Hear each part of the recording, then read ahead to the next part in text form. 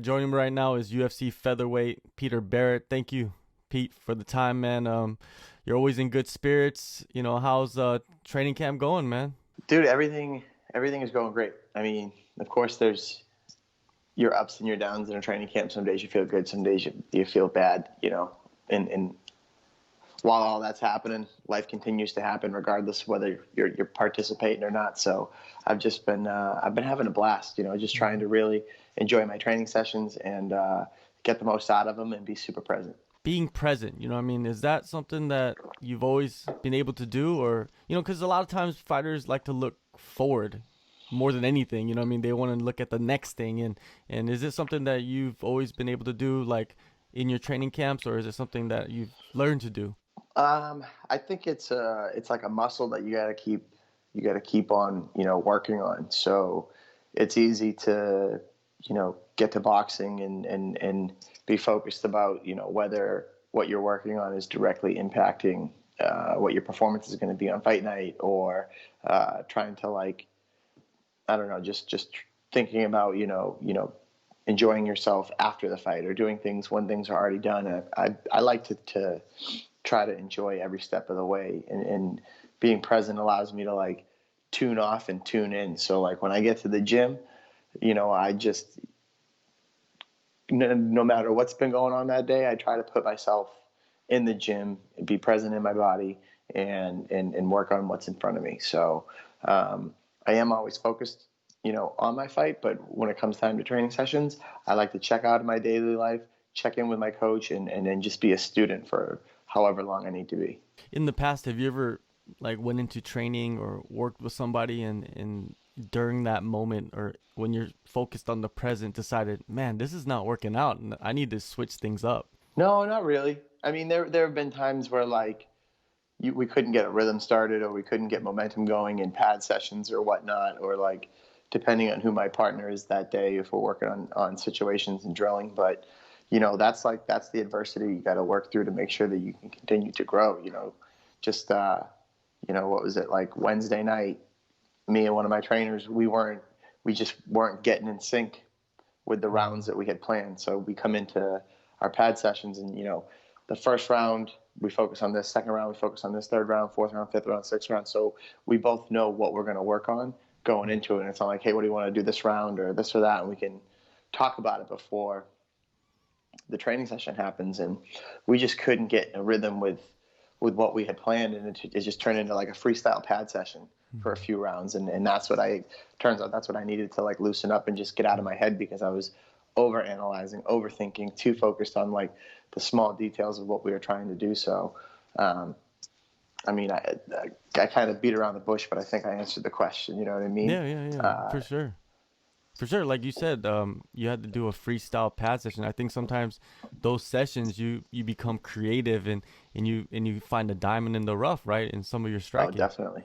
Oh, for sure. Online, on like Instagram and social media and all that, you see guys and fighters and whoever putting up like their mid sessions, and they look so crisp and perfect, and everybody probably thinks like, hey, they must look like that all the time. But in reality, that's not real. Like, No, man, that's like a really, really well choreographed dance. You know what I yeah. mean? When it comes time to those long combinations and movements and flows, like, they look so crisp and clean because those guys have done it a million times, and they could probably run that same combination or series with their eyes closed, because it's like it's in their muscle memory. And, like,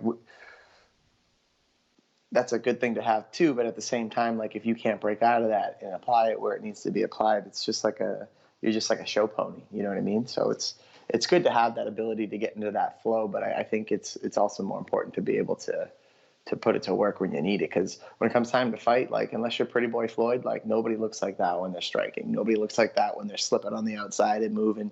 You get clipped with elbows, you get clipped with knees. Maybe your eyebrows hanging off, but pad work is pad work. Well, the biggest example of that was probably Ronda Rousey when she was going hard on the pads, and everybody's like, man, she's incredible. And then she goes in there in the fight, doesn't really look Yeah. like that at all, and gets exposed. Yeah, and I mean, if we really want to look back at Ronda Rousey's striking, and I'm not trying to, like, dog on her, Like if you looked at that from a technical boxing perspective, it was trash. It was just gas to be great because she was great before, the level of competition rose to the through the women's ranks. I mean, she was great when she was hot and when people couldn't beat her, but as soon as her case was cracked, it was like what she like lost three right in a row there, or four right in a row, or two or three right in a row. So, like, was it ever really that good, or was it just that it was a whole, or was she getting gaslighted because she was the face of the women's divisions, and now you got like Amanda Nunez, and she's a dog. She can fight. She can box. You know what I mean? Like there's no question about her stand up. That's for sure.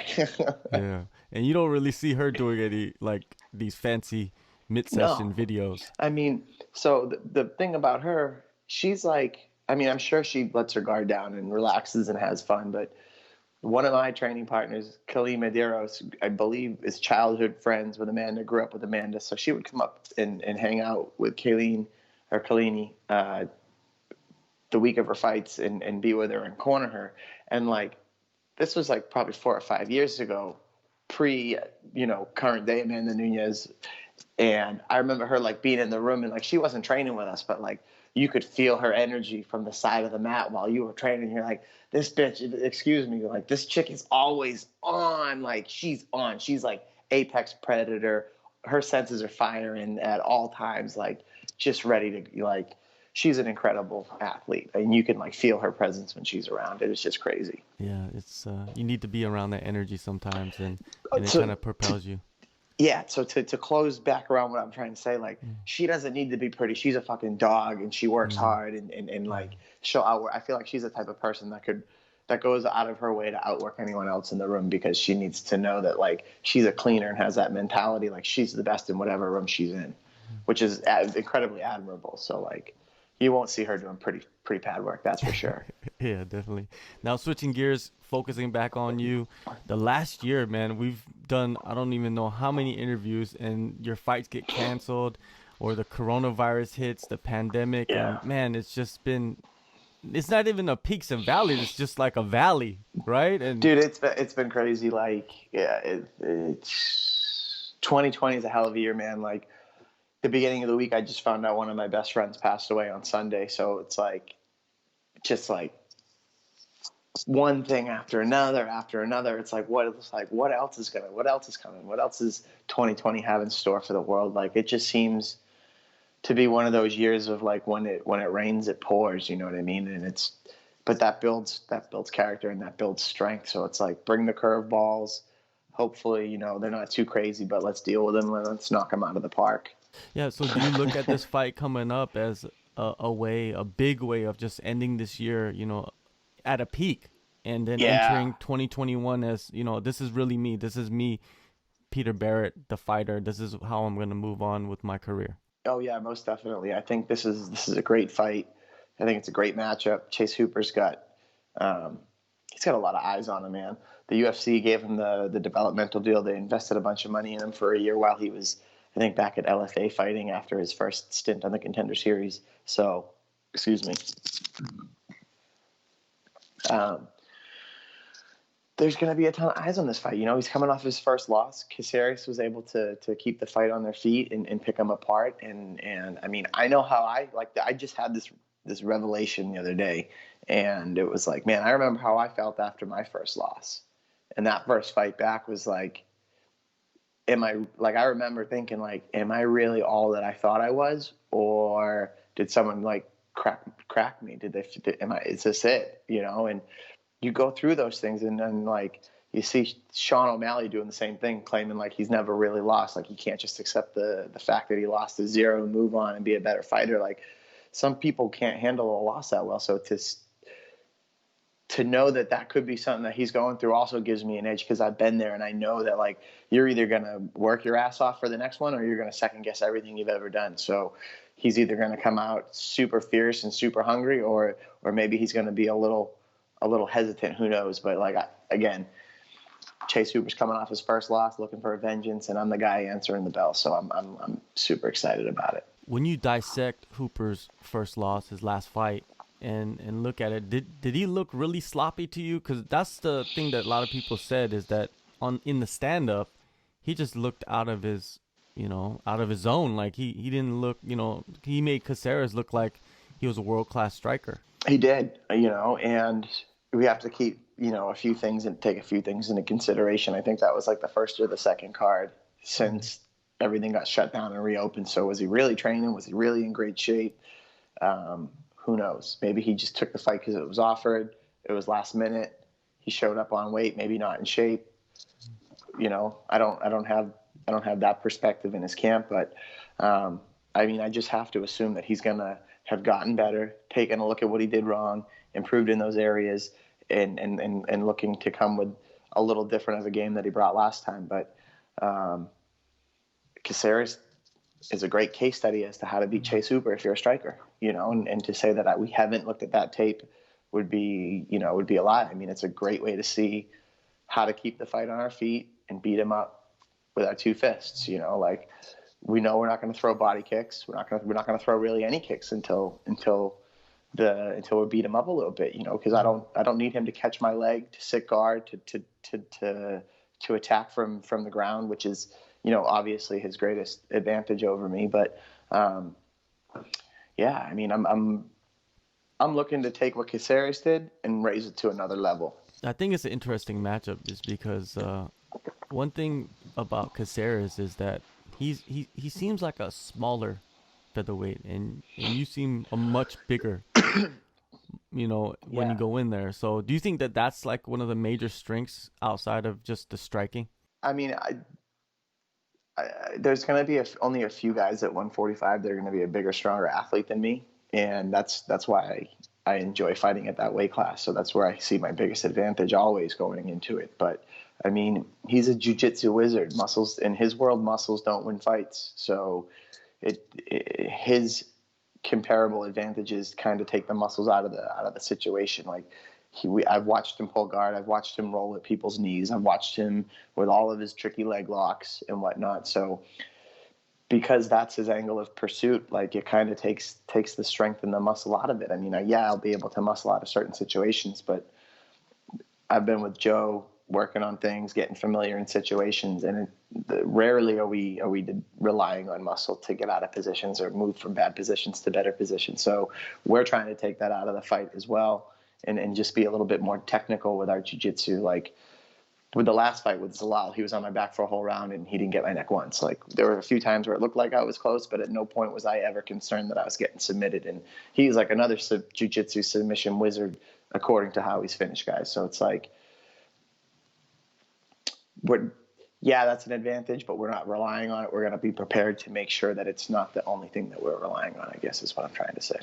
Yeah, so having Joe Lauzon as your coach, your sparring partner, and I think that makes a huge difference too. Is like some coaches, they don't spar you, but Joe's able to spar you, and he's shown in the octagon that he's sick on the ground, especially with those transitions. So how has it been, focusing on that in particular with him for this camp? I mean, it's been great. Like me and Joe have a great relationship. It's kind of like he's kind of like the penultimate bigger brother. He likes to bully and likes to clown on people, likes to have a good time. We're always having a laugh. He always keeps things light, and he's super patient. So it's like he'll make you, if he sees you making a mistake, he'll make you pay for it, and he'll laugh about it with you after and not make you feel so bad about it and show you what you did wrong. But I mean, he's no slouch. He's going to go down in the Hall of Fame of the UFC when he's done fighting. And to be able to have that aspect while he's actively still fighting in my corner, giving me the perspectives that I could never get without having the experience that he has is like, what's the word I'm looking for? It's like irreplaceable. You can't get that value out of coaches that don't have that perspective. But then again, without getting too wordy, you got coaches on the other hand that never trained, that never fought, that are just as good. But yeah, dude, Joe's awesome. Yeah, definitely. And then you've been bouncing it out with Sichotong. Like, how was that? Your progression in your striking, you're known for that, but what has it been like for you the last couple of months? Yeah, so it's been great. I mean, I've been up there, splitting time half and half between Sit and Lauzon. So it's just been, we have a really good relationship where Andy and Joe talk, hey, what do you think we need to work on? This is what we're thinking we need to work on. are you guys covering this while you're there? What are we covering over there? So like, we just have an awesome open dialogue as well that keeps all of my coaches on the same page. And it's given us an opportunity to really improve my game from a holistic standpoint. And this camp, I actually went back to work with a boxing coach that I hadn't had the opportunity really to get with because of the pandemic, and they were kind of out of a gym. But now that these guys are back in a facility, and the guy that I train with is Hector Bermudez. And if you're not familiar with boxing, he coaches, he's Abraham Nova, Ray J. Bermudez, Marky DeLuca, among a lot of other high-level professional boxers. Like, it's incredible. Like, it's one of the only camps where it's just all A-siders, you know, and they just give each other the work. They show up, they work hard, they get better. And it's like an environment where just being in the room, if you're paying attention, you're going to learn something, you know. And he's got, you know, just like a supreme level of knowledge. Like, he can take principles and apply it to boxing and make you a better boxer after just having a conversation with you. You know, it's incredible. And those guys have been a huge help as much as Siyatong and Lozon, you know, because we've really been working on taller fighters giving up their length, counter striking. Because, you know, when we watch Hooper strike, he starts with a double jab from far away, gives up his height. He's usually falling in, crashing after his two or his cross, and that's an awesome opportunity to counter strike right there. And he just pretty much spoon feeds it to you if you know what you're looking for and you can get that timing down. So, I mean, I've got a few high level coaches working with me right now, and I'm super excited to get out there and really pick this kid apart. All the components in the machine running together this time going in, man. How do you see this fight playing out? I have one mission, and it's to knock Chase Hooper out in the first round. I've been visualizing it. I've been marinating on it. I've been seasoning it. I've been dry aging it. Anything that you want to think about, how do you make something better over the course of time, I have been doing it with this. And, you know, he's long and he's dangerous and he's got good ground, but my stand-up is 10 times better than his ground. You know, like, comparatively, my stand-up is 10 times better than his stand-up. His ground is not 10 times better than my ground game. So we're going to take that game plan that we saw Caceres put to use, keep this fight on our feet, and beat the shit out of him. Like Joe said, you know, if you ever tell anybody I said this, I'll kill you. But the only time I want this fight on the ground is if you knock this kid out and it's his back on the mat, you know, and if this fight never goes to the ground, I'm a happy dude. It doesn't have to. Like, I don't need to go into his waters to beat him. We're going to beat him with my strengths and avoid his. You know what I mean? It's like, I'm concerned with what he's doing, but my mission is to go in there and rip his fucking head off. And that's it. Take a move in the ring. You can hit me with a